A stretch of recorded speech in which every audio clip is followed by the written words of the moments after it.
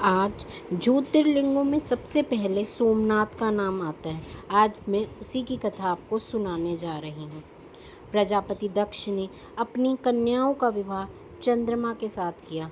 चंद्रमा को स्वामी के रूप में पाकर वे दक्ष कन्याएं विशेष शोभा पाने लगी और चंद्रमा भी उन्हें पत्नी के रूप में पाकर निरंतर सुशोभित होने लगे।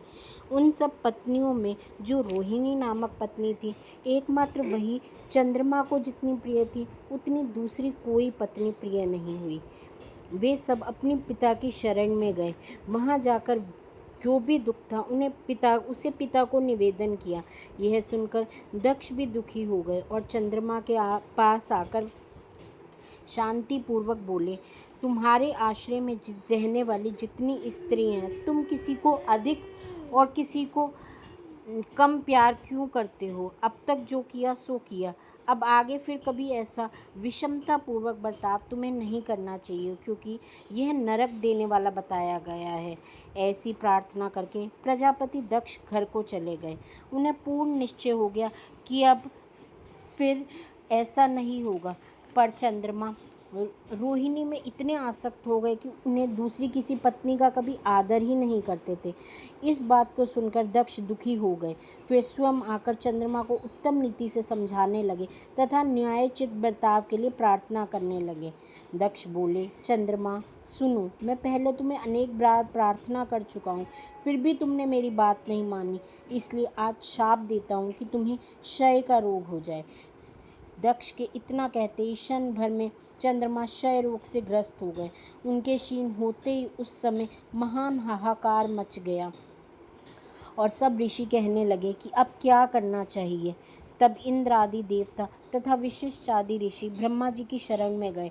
उनकी बात सुनकर ब्रह्मा जी ने कहा, देवताओं, जो हुआ सो हुआ, अब यह निश्चय ही पलट नहीं सकता, अतः इसके निवारण के लिए तुम्हें एक उत्तम उपाय बताता हूँ, आदर पूर्वक सुनो। चंद्रमा देवताओं के साथ प्रभास नामक शुभ क्षेत्र में जाए और वहाँ महामृत्युंजय मंत्र का विधि पूर्वक अनुष्ठान करते हुए भगवान शिव की आराधना करे। तब देवताओं तथा ऋषियों के कहने से ब्रह्मा जी की आज्ञा अनुसार चंद्रमा ने वहाँ निरंतर तपस्या की और मृत्युंजय मंत्र से भगवान वृषभध्वज को पूजन किया।